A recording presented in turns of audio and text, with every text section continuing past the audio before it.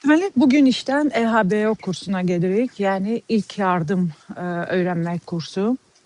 İmkan olsa bu barədə vlog çəkəcəm. Bəli, beləliklə imkan oldu və kursa başladıq.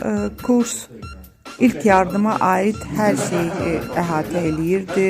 Yəni bir insanı həyata qaytarmaq, reanimasiya eləmək, yanğının söndürülməsi, yaraların qanaxmanın durdurulması. Burada ürək masajı eləyirik və instruktorun köməyi ilə xüsusi kuklalar var. Orada işıqlar yananda və 30 dəfə qəlb masajı, 2 dəfə süni tənəffüs etmək lazımdır.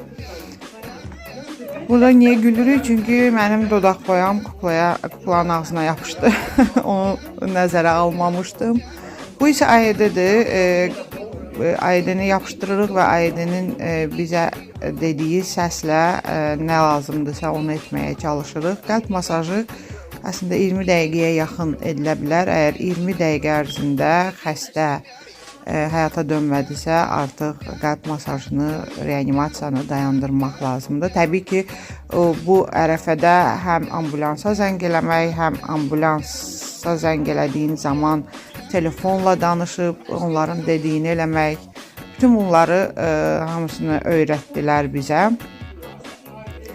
Bir insanın həyatını qurtara bilmək, bunun üçün nəsə eləmək çox gözəldir. Özüm könüllü olmuşdum getməyə. Təbii ki, işimlə əlaqədar da getməliydim. Tutduğum vəzifə ilə əlaqədar mütləq o kursu keçməliydim. Və bəli, burada da dediyim kimi dodağına yapışan dodaq boyasını çıxartmağa çalışırıq kuklanın.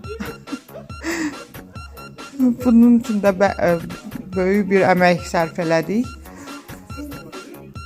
Daha sonra yanğın zamanı təhlükəsizlik tədbirlərini görülməsini başa saldı bizə instruktor.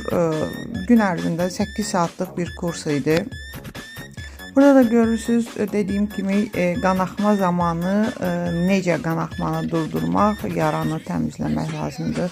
Bunları öyrəndik. Bu isə boğazına bir şey gedən və nəfəs ala bilməyən, boğulan insanı həyata qaytara bilmək təlimi idi. Onu da keçdik və əsas məsələ yanğın söndürmə, yanğın zamanı nə etmək lazımdır.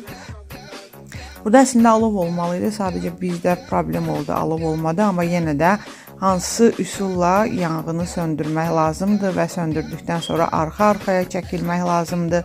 Bütün bunları